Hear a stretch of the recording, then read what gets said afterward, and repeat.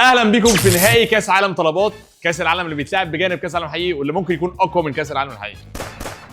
عامة لو ما شفتوش اللي حصل في الدور الثالث والرابع او الماتش بتاع الثالث والرابع، حصل حاجة ما حصلتش في تاريخ كاس العالم الحقيقي خالص، اظن احنا بننافس كاس العالم بجد، مش كده؟ مش عارف يعني. اللي حصل في الثالث والرابع ده مش هيحصل في الفاينل. اللي مش هيحصل، لا كده الفاينل يا جدعان، الثالث والرابع هيخلص بسرعه. لا انا فاكرك رايح في حته ثانيه. لا يا عمر بالراحه، الفاينل ده يخلص بسرعه. عمر طب خليني اقول لك حاجه، دي بيسموها مايند جيم. عملها مع يوسف، عملها مع أيوة، يوسف ده يوسف. وقدر يكسب يوسف. ده يوسف انت مجاوب 70 في 30 ثانيه. لا. دي قصه مختلفه، دي مش قصتي انا. عامة يا جماعه قولوا لنا انتوا شايفين مين اللي هيكسب من قبل ما تتفرجوا على الحلقه. دكتور ابو عزيز، انت معاهم؟ انا معاهم. انا هتوقع ان دي مايند جيمز، انا هحاول باشا اصدق ان دي مايند بعد جيمز. اذنك اللي هيقول اسمي تحت في الكومنتات ده تكرمه. ايوه ده راجل ده كده بيحبني جدا. اكتبوا يا جماعه اسم عمر لا يكسب. ويعني مش محتاج، لو كسبت هذا البطل الكبير جايزه اكبر منه، مش هقول حلو. اكتر من كده. وانا كسبت هذا البطل المغوار جايزه اكبر منه. اطول.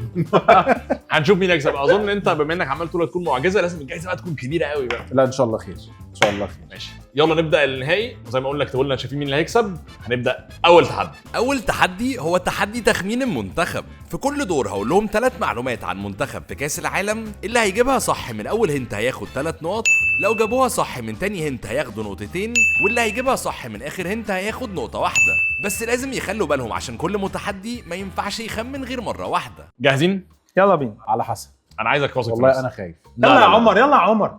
لا انت بتجاوب مستحيل وبتجاوب حاجات يلا ما بس. اعرفهاش اساسا. لا هتجيب. انت لحد دلوقتي حصان اسود في البطوله دي. ما الحمد لله انا هطلع مركز تاني، انا راضي يعني. لو جت على التاني انا تمام يعني.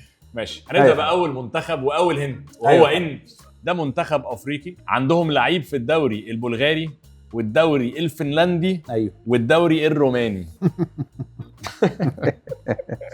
ايوه صح. هي بتبدا صعبه. أو ايوه بعدين لا هتبدأ تمام، لا تبان. براحتك، انا مستني الكلو هل انت التاني. بتكتب لا ده انا بترسم؟ انا مستني الكلو التاني. ايوه الكلو الثاني ايوه فندم. واللي هيسهلها، المنتخب الافريقي ده بيشاركوا في كاس العالم لاول مره في تاريخهم في 2026. شكرا. انتوا الاثنين كتبتوا؟ يس. انا كتبت. عايزين تسمعوا الهنت الثالث احتياطي؟ يعني مش هتخسر حاجه. الهنت الثالث هو ان ده اكتر ان المنتخب ده اكتر دوري فيه لعيبه من المنتخب ده هو الدوري البرتغالي. تمشي. انت كاتب انا كتبت كاب فيردي. كاب فيردي او الراس الاخضر. الاجابه هي كاب فيردي او الراس الاخضر. شكرا يا استاذ غريب، شكرا. عاش، عرفتوها من اول كاس لا عالم. لا عرفت من تاني هنت. ان هو اول مره يشاركوا. تاني منتخب. الهنت الاولاني هو ان في اخر كاس عالم قبل 2026 يشاركوا فيه لعيب واحد بس سجل كل اهدافهم في البطوله. حلوه دي. لعيب واحد بس هو اللي سجل اهدافهم في كاس العالم الاخير يعني. يعني ممكن كانوا جايين من بعيد. اللعيب وحيد هو اللي سجل كل اهدافهم. الهنت حلو قوي. هنت حلو. جميل. هو انت كتبت حاجه؟ لا هو بيقعد بالله يكتب عليك. افكار بس. بالله مجرد عليك. افكار. بس يعني. فكر لوحدك، ما تكتبش حاجه على البورد بالله عليك. ماشي ادينا التاني بقى. ادينا التاني. الهنت الثاني، عمرهم ما كسبوا ماتش في كاس العالم في تاريخهم كله، ولكن اتعادلوا ماتشين اتعادلوا في ماتشين. اتعادلوا في ماتشين قبل كاس عالم 2026. ممكن يكونوا كسبوا او اتعادلوا في 2026، ولكن قبل كاس عالم 2026 كانوا خسروا كل ماتشاتهم ما عدا ماتشين اتعادلوا فيهم. انا شاكك في حاجه بس مش فاكر دول امشي ما اعرفش. عايز تمشي مع شكك، عايز تستنى اخر هنت؟ هو انت في حاجه في دماغك؟ بس مش عارف دول منتخب أصلاً. عربي؟ لا يا راجل. بس العربي الاجوان كلها بتبقى مختلفه. هو بيقول لك هو واحد اللي جاب اصلا كل اجوان. في نسخه من كاس العالم، مش في كل بطولات كاس العالم. انا هاخد الهنت. ده بيكتب، استنى. كتبت منتخب؟ كتبت ليه التسرع؟ ما تصبر اقول لك على حاجه. اصبر أنا انت. هستنى هو تاني. اتعادلوا ماتشين في تاريخهم في كاس العالم. في تاريخهم في كاس العالم. انا هستنى انا الهنت. كتبت. انا براحتي. ماشي هو يعني. كتب. انت دي حاجه ترجع لك بقى. انت هتسمع الهنت الاخير لوحدك، وهو ان معسكر المنتخب ده في كاس عالم 2026 الاساسي كان في سياتل، مدينه سياتل الامريكيه. عرفته؟ هل انت هو اللي كاتبه؟ المفروض يعني. فكر فيها. فكر فيها. خبيثه قوي. خبيثه شويه. بس فكر ممكن فيها. ابقى معسكرهم غلط. في سياتل. كل منتخب عنده معسكر بيتدرب فيه وبيبات فيه في بدايه البطوله. معسكرهم في سياتل. يعني لو بتلعبها على كده انا هلعب. ما بص انا ما اعرفش بقى، بس انا هكتب كده. انت كتبت نيوزيلندا وانت كتبت منتخب مصر. انا كنت اروح لمصر بس الاثنين معسكرهم في بدايه البطوله كان في واشنطن في سياتل اظن، انا كنت اكتب مصر على فكره. مصر في 2018 في اخر نسخه ليها محمد صلاح سجل اهدافها كلها، بالظبط. وقبل الكاس العالم الحالي كانوا تعادلوا ماتشين بس في تاريخهم في كاس العالم، وكانوا خسروا كل الباقي مع هي منتخب هولندا مصر. لا ليه مش مش مجدي عبد الغني سجل؟ لا في اخر نسخه شاركوا هو فيها ما قالها دي وضحها. قبل البطوله دي اللي هي في لا، أنا 2018. ما سمعتش كده خالص. لخبطت نفسك. المنتخب الثالث. الهنت الاول هو ان المنتخب ده اول مره يشاركوا في كاس العالم في تاريخهم جم المركز الثالث. اوه ده مش حسام اسود، ده رهوان. انا كتبت. كتبت؟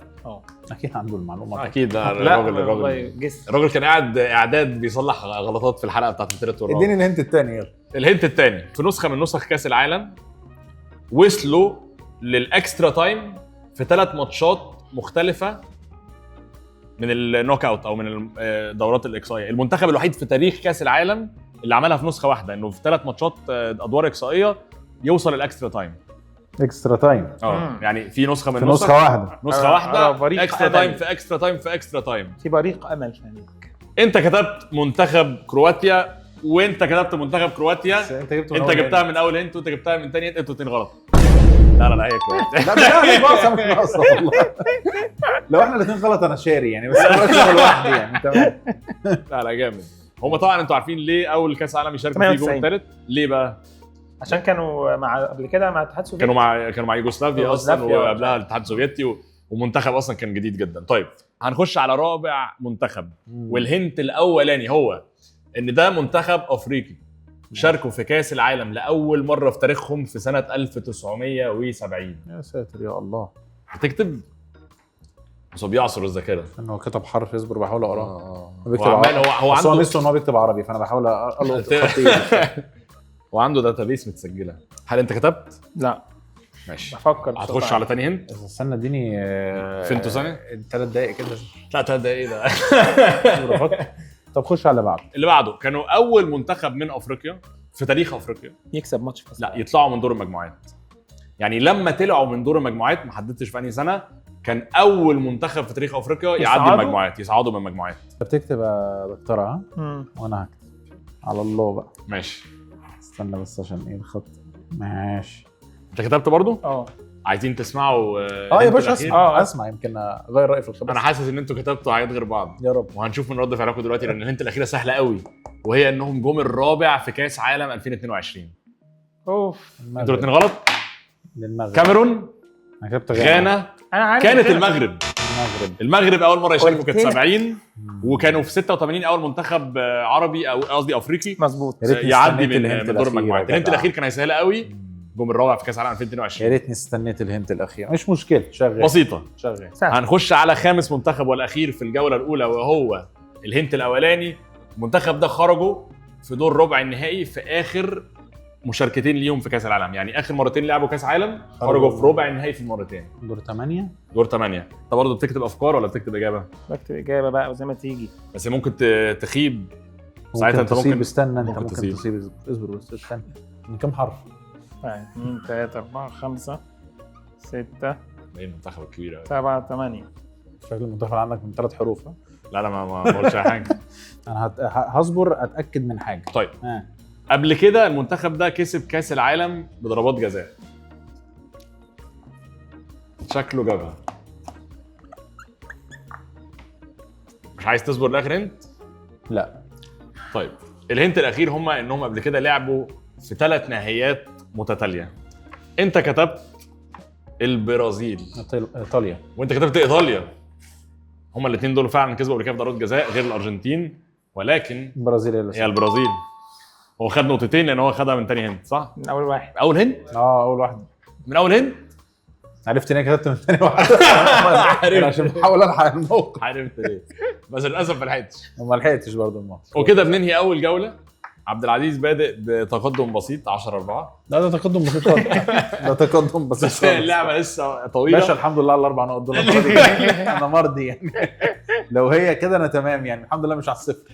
لا اللعبه لسه طويله ولسه صدقني عندك فرصه. هاك دي مايند جيمز، في الاخر هو اللي هيكسب. عارف. خش على تاني لعبه يلا بينا. تاني تحدي هو تحدي مين اقرب. هطلب منهم يخمنوا احصائيه معينه من كاس العالم، واللي هيكتب رقم اقرب للرقم الحقيقي هياخد نقطه، ولو حد منهم قدر يجيب الرقم الصح بالظبط هياخد 3 نقط. جاهزين؟ يلا بينا. جاهز. يا مسهل الحال يا رب، قول يا رب. اول حاجه عايزكم تخمنوها او تحاولوا تتوقعوها هي في تاريخ كل بطولات كاس العالم في كام كارت احمر اتحسب في كل تاريخ كاس العالم؟ من ساعه ما بدا ساعة ما بدأ في 1930 في الخليقه باستثناء كاس العالم الحالي. كل الاسئله طبعا في البرنامج ما بتحسبش كاس العالم الحالي. كام كارت احمر طلع في كل بطولات كاس العالم؟ حلو. وانت كتبت؟ يلا. ماشي. كتبت كام؟ 88. 88. وانت 120. قلت 120. يعني انت متوقع ان اللعيبه اخشم من ما هو متوقع. العالم صعب بس. الرقم الحقيقي بعيد عن اقرب جس فيكو ب 53 كارت، لان الرقم الحقيقي هو 173 كارت احمر. الحمد لله الحمد لله، قدر ولطف. اللي توقع الغشامه هو اللي خد يا النقطه. باشا اصل العالم غابه. اللي هيعيش يعني، اللي هيعيش. ماشي تمام، حلو جدا. تاني حاجه عايزكم تحاولوا تخمنوها هي في كاس عالم 2010 كام هدف اتسجل في البطوله من كل المنتخبات في كل الماتشات من دور المجموعات لحد النهائي؟ كاس عالم 2010 و10 كتبت؟ حسبت حسبه كده او كتبت؟ حسب حسبته وكتب. والله العظيم الناس دي على حاجات. ماشي. انت قلت كام؟ 143. 143 وانت قلت 220. في واحد فيكو الفرق بينه وبين الرقم الحقيقي 3 اهداف بس. اوف ويا نهار ابيض. تفتكروا مين فيكو؟ عبد العزيز. انت. بالله عليك والله العظيم. يا عم هتقول بقى حاجه والله كده. العظيم. طب 3 اهداف دول ما يقولكش ان انا اخد 3 نقط؟ والله نفسي ادهم 140 ولا 146؟ الرقم الحقيقي 145. هو قال 143. لا ده فرق هدفين. طب انت مش شايف ده الفرق هدفين. انت مش شايف انه صح؟ لا لا، ياخد يعني؟ نقطتين. بص هو عشان راجل والله العظيم نحسبها نقطتين؟ ياخد محترم. ماشي. الله يكرمك. انا احسبها نقطتين يا اخي الصراحه لان انا يا رب تحجه. انا ساعات صدمت وانت بتكتب قلت هيجيبها بالظبط ولا ايه؟ اصل ده رقم غريب قوي تتوقعه. فرق 2 بس الصراحه هنحسبها بنقطتين. يا عم الله يكرمك. يلا اللي بعده. الارجنتين سجلوا كام هدف في كاس عالم 2022 اللي كسبوه؟ بقى احسبها، انا كنت في انت الاستاد. كنت في الاستاد مالكش حجه. استنى انا اشوف صوابعي. الراجل حسب حسبته. انت حسبت؟ لا انت أنا استعان بحسب تاني. بذكريات. استنى بس استعان بذكرياته. الراجل انت كنت هناك يا عمر. كان هناك متصور في كل الماتشات. انت كنت هناك يا عمر. كان ماشي ورا الارجنتين قلبا وقالبا. ولا كانه مدرب مساعد. تقريبا يعني على الحسبه دي المفروض. انت كتبت 15. 13. اللي ما كانش في الملعب هو اللي حسبها صح. وقع منك هدفين. تقريبا هو ما كسبوا بولندا كام؟ 2. انا حسبتها 1. ادي جون. كسبوا استراليا كام؟ 2. انا حسبتها 1. ادي جونين. هم دول انا كنت شاكك فيهم. الذاكره خانتك الصراحه. وبكده هو خد 3 نقط في دي. عوض ال3 نقط انت جبتهم في اول الاثنين. ساب الفقير يا ماشي شغال. هنخش على اللي بعده وهي في كل مشاركاتهم في تاريخهم في كاس العالم باستثناء طبعا زي ما قلنا كاس العالم 2026 البرازيل سجلوا كام هدف؟ اوف. لحد دلوقتي انت قدرتك على التخمين مش عايز اقر يعني مش عايز احسدك. الله يكرمك الله يخليك. خلصت؟ خلينا مثلا نقول حوالي 170 هدف. 170 هدف هنا وهنا 224. في واحد فيكو الفرق بينه وبين الرقم الحقيقي 5 اهداف. عبد العزيز. المره اللي فاتت كانت عمر، المره دي عمر. عبد العزيز. الرقم الحقيقي 229 هدف. حلو بصراحه. هو قرب قوي الصراحه. لا قرب حلو قوي بصراحه. الحمد لله انه ما قربش قوي يعني. هو لو كان قرب شويه لا كنت هقوم بقى خلاص يعني. كنت هنتمنى لكم يعني سهره سعيده وخير والحمد لله قدر ولطف. كانت محاوله يعني. في كاس عالم 1994 كان في كام ماتش؟ البطوله كلها من اول دور من اول ماتش في البطوله لحد اخره كان في كام ماتش؟ احسب معايا يلا. لا يعد بجد. اخر مره عد بجد جابها بالظبط. استنى.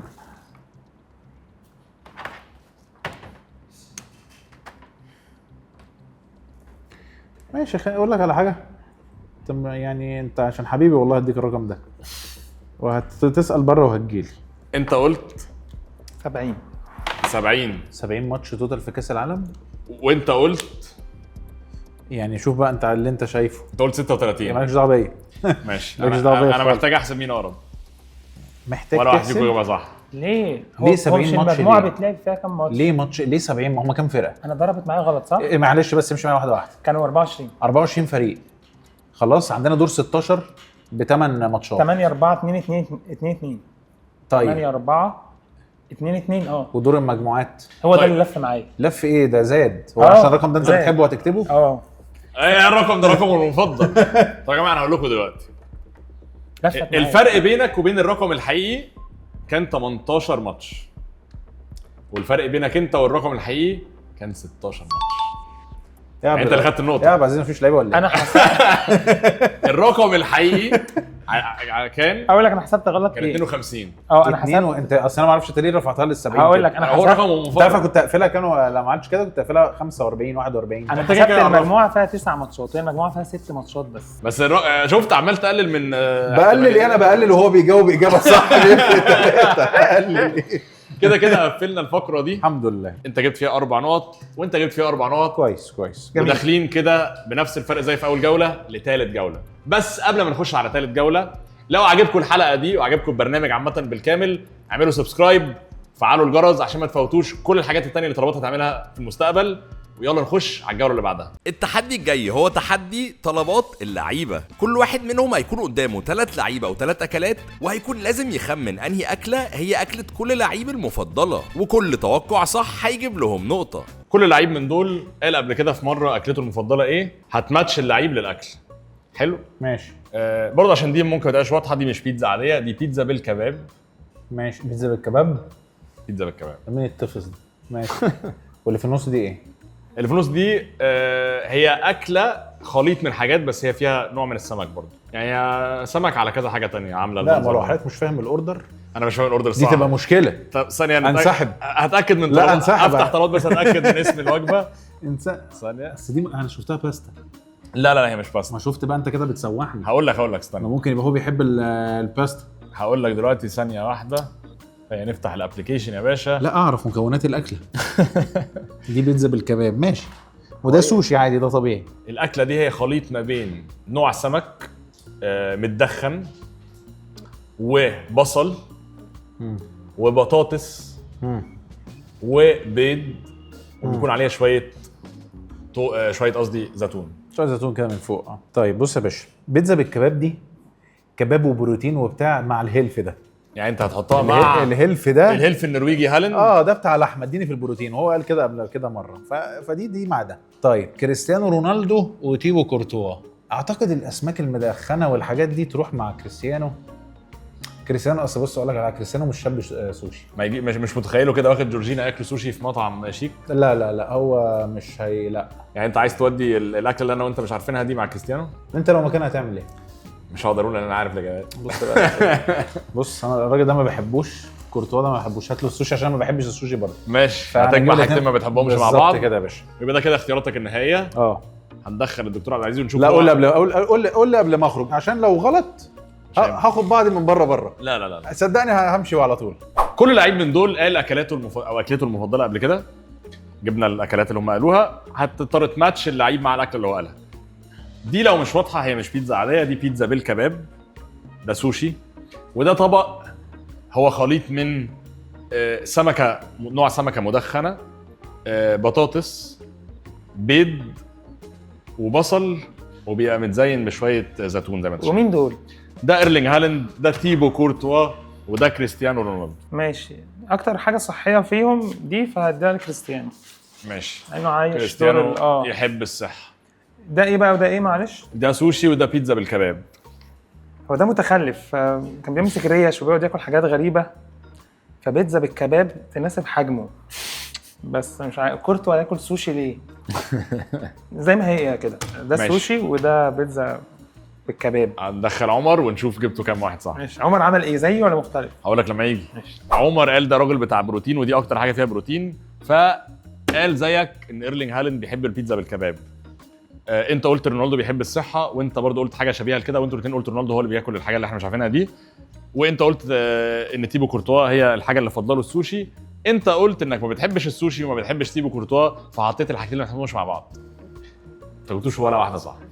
لا بهزر انت جبت كلهم. الحمد لله. تحيه كبيره يا جماعه، هنا ده في شغل. لا، ده شغل ده شفاف. شغل ده ده شغل ده شفاف شغل والله. حلو والله. التحدي الجاي هو الاخير كسبان. هطلب منهم يقولوا لعيبه حققوا حاجه معينه في كاس العالم، لكن لازم يخلوا بالهم عشان كل متحدي عنده 3 ارواح بس، يعني 3 غلطات وهيخسر التحدي. واول حاجه عايزكم تقولها لي هو ليه حاسك متوتر؟ ليه الدنيا ابسط من كده؟ هو حافظ. ده انت حافظ من يعني من 30 والله. بالله عليك. من 30 بس اللي هو اول كاس عالم. طب ده فير بالله عليك، انت شايف ده صراحة صح؟ والله مش فاهم. انت شايف ده صح؟ والله مش فاهم. بص من 98 معاك. ما تتكلمش معاه يا عظيم، ما تتكلمش معاه خالص. انت معتبر ان احنا حافظين من 93. ماشي. بيقول لي مسافر لك من 2002 على اساس انا فاكر. بالظبط. ماشي. طيب هنبدا هنا، وعايزك تقولي لعيب سجل في نهائي كاس عالم.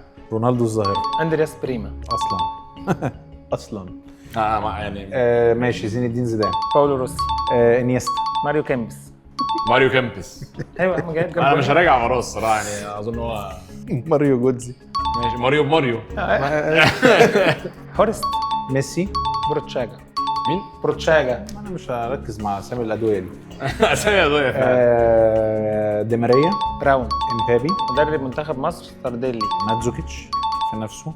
في نفسه وفي وجاب- الارجنتين. انت جاب هنا. لو عايز تحسبها لي الارجنتين وفرنسا لو قصدي. عايز تحسبها لي باثنين عادي انا مرضي. يعني نفسي والله. ده لسه في 86. اه قبل ما يوصل ل 2002 اكون خلصت. بيليه. مارادونا. حلوه. ما جابش جاب يا جدع. ما جابش ما والله. جابش فعلا. هو ماتش انجلترا ده ما كانش نهائي. انا ليه كنت فاكر ان الجون اللي بايده واللي رقص فيه على فكره كل ده انا فاكره فاينل. انا كل ده فاكره لا يا فاينل. راجل. امال منتخب انجلترا زعلانين ليه؟ ده انتوا كنتوا في دور الثمانيه يا جدعان. فاكره فاينل والله. 16 كمان. ولا 16 ولا يعني كده. ماشي فافا ماشي. عارف يا جاي عارف ده مين. مع البرازيل برضو في بوجبا. نيلس ليد هولم، ده اكبر لاعب جاب في كاس العالم في النهائي 58. ماشي. ديشامب. لا ما اظنش لاعب 98 ما جابش في 98 وما افتكرش لاعب نهائي غيره. اللي جاب في 98 ايمانويل بيتي. ايوه صح انت قلته كده. هستخدمها باس. ماشي استخدم الباس بتاعته. اللي جاب انجلترا كسبت 4-2. هيرست جاب هاتريك. وفي لاعب اسمه بيترز جاب جول. حلو. انا اعتبر دي جابه خطأ. لسه في عامه. انت قربت تخلص اللي احنا حضرناهم بس لسه في. ماتيراتزي. برازيل في 70 كارلوس البرتو جاب جول. لسه في 70. ماشي ده لسه في 70. لا خش على اللي بعديه. احنا لسه في 70. لا مش فاكر حد تاني. خلاص انا اعتبرها اصل مش هسد. الصراحه يعني الراجل حافظ تاريخ كاس العالم من 1930 وانت طالع مش عارف اعمل ايه. عايش الصراحه. 10 والله. عندك نقطتين هنا. اللي بعدها عايزكم رايح راجع هنبدا من هنا المره دي تقولوا لعيبه خدوا كارت احمر في كاس العالم. زيدان. فينسنت ابو بكر. صح. ابو بكر اتطرد في كاس العالم انا جاب فعلا. الجون. حلوه جدا الصراحه. 10/10. ماشي. واين روني لما كريستيانو. صح وزن. انجلترا ما سمحتش رونالدو بعدها. بيبي. ديفيد بيكهام قصاد الارجنتين ايوه 98. ما سامحوش برضه سيميوني اللي كان معاه فيها مشتركه دي. سواريز قصاد غانا. حلوه دي اللي كان قصدي عليها. انا قلت فيه شويه مشهورين. لوران بلا في كاس العالم 98 قصاد كرواتيا. راموس. بس ما اعتقدش راموس. لا راموس خد انذارات بس ما اتطردش. كده سترايك. كوستينيا. كوستينيا ماشي. جاتوزو. هل جاتوزو اتطرد؟ دي محتاجه مراجعه من بره الصراحه. هل جاتوزو عمره خد كارت احمر في كاس عالم؟ كده غلطه ثانيه. فاضل لك غلطه واحده. ديساييه طرد في نهايه 98. ماشي صح. بس هينيسي حارس ويلز اتطرد في 2022 في قطر. نرجع على كده اخر غلطه. بواتنج. بوتنج للاسف ما اتطردش. يبقى كده انت كسبت اللعب الجولتين. مع ان انت خدت نقطتين هنا ونقطتين هنا 4 نقط جداد. بوتنج اتطرد؟ لا انا عايز ارجع جاتوزو. لا سيء. ارجع جاتوزو. والعوده من الموت بعد ما الاعداد كان لا الاعداد رجع صلح لا بوتنج فعلا اتطرد. الحمد لله. ماشي. في ماتش البرتغال وهولندا 2006 ده خالد بن-لحروز اتطرد. اصلا خالد ماشي. بن-لحروز اتطرد. خالد بن-لحروز اتطرد. سونج بقى. سونج. هنعمل ايه؟ سونج اتطرد فعلا. مانيش طرد في الماتش ده. لا. مانيش اللي جاب الجول. ماليش جاب جول ما اتطردش. كده هنا غلطه. ديكو. دكو اجابه صح. صحيحه. اللي اتطرد الثاني بقى من هولندا فان برونكو هورست. جون تيري. هل جون تيري اتطرد في اي كاس عالم؟ جون تيري ما اتطردش وده معناها ان الدكتور عزيز كسب برضو الجوله دي. خد نقطتين ونقطتين في الالعاب بتاعه الاخير كسبان. وكده زود الفرق ب4 نقط. صراحه دي لعبته، كتر خيرك ان انت اصلا قدرت والله تسد ده كده حاجة الصراحة. كبيرة والله أوي. العظيم، والله الله حاجة كبيرة يكرمك أوي. ده انت راجل بطل برضه. الله يكرمك. ما شاء الله عليك. كده هنخش على اخر فقره. قبل اخر الفقره بس قول لي كام نقطه عشان عارف داخل على ايه. ماشي كده 21 نقطه 11 نقطه. ده الحظ انجاز. الفرق والله يتعوض لان اخر جوله فيها 15 نقطه. كلهم. حاضر. بس الدكتور عبد العزيز ما تقفش. يخوف الصراحه. جاهزين؟ يلا بينا. يلا نخش على اخر لعبه. ودلوقتي دور اخر واهم تحدي، كل واحد منهم هيكون عنده فرصه يجاوب على نفس ال15 سؤال عن كاس العالم، وهيكون عنده دقيقه ونص يجاوب فيها على اكبر عدد منهم، وكل اجابه صح هتجيب لهم نقطه. معاكم نفس ال15 سؤال، معاك دقيقه ونص دقيقه على قد ما تقدر اسئله. طبعا انت عارف مش هحتاج افكرك القوانين. ماشي جاهز تبدا؟ الوقت هيبدا اول ما ابدا اول سؤال. يلا انا جاهز. اول سؤال، انهي منتخب لعبوا ضد قطر في اول ماتش في كاس عالم 2022؟ كودور. فرنسا كسبوا كاس العالم كام مره؟ مرتين. الاردن شاركوا في كام كاس عالم قبل 2026؟ ولا كاس عالم. انهي لعيب تفادى كارت احمر في نهائي كاس عالم 2010؟ ديونج. مين كان حارس البرتغال في كاس عالم 2006؟ ريكاردو. اول منتخب افريقي يشارك في كاس العالم كان؟ مصر. هولندا وصلوا نهائي كاس عالم كام مره؟ 3. مين مدرب منتخب هولندا الحالي؟ كومان. انهي لعيب سجل هدف في نفسه في ماتش افتتاح كاس عالم 2014؟ مارسيلو. ميروسلاف كلوزا لعب في كام كاس عالم؟ 4. انهي منتخب كسبوا كاس عالم 86؟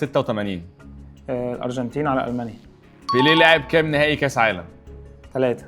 لعب في كام نهائي؟ خد 3 لعب 2. الارجنتين لعبوا مين في دور ال16 من كاس عالم 2022؟ لعبوا استراليا. مين كان مدرب ايطاليا في كاس عالم 2006؟ مارشيلو ليبي. اسبانيا وصلوا للدور الكام في كاس عالم 2006؟ 2006 طلعوا من فرنسا في دور ال 16. كده انت خلصت الاسئله قبل التايم، لسه فاضل 20 ثانيه او اكتر. مش هقول لك انت جبت كام. اتفضل اتفضل يا دكتور. شكرا. استاذ عمر جاهز؟ لا والله لا. انت عارف اللعبه. ها هسالك 15 سؤال عن كاس العالم نفس اللي هو تسالهم بالظبط. عندك دقيقه ونص تحاول تجاوب على اكبر عدد تقدر. ماشي. لو ما تعرفش الاجابه يا اما ترزع يا اما تقول باس، بس ما تضيعش وقت بزياده عشان ما ينفعش ترجع للسؤال اللي هتفوته. ماشي جاهز؟ خير ان شاء الله.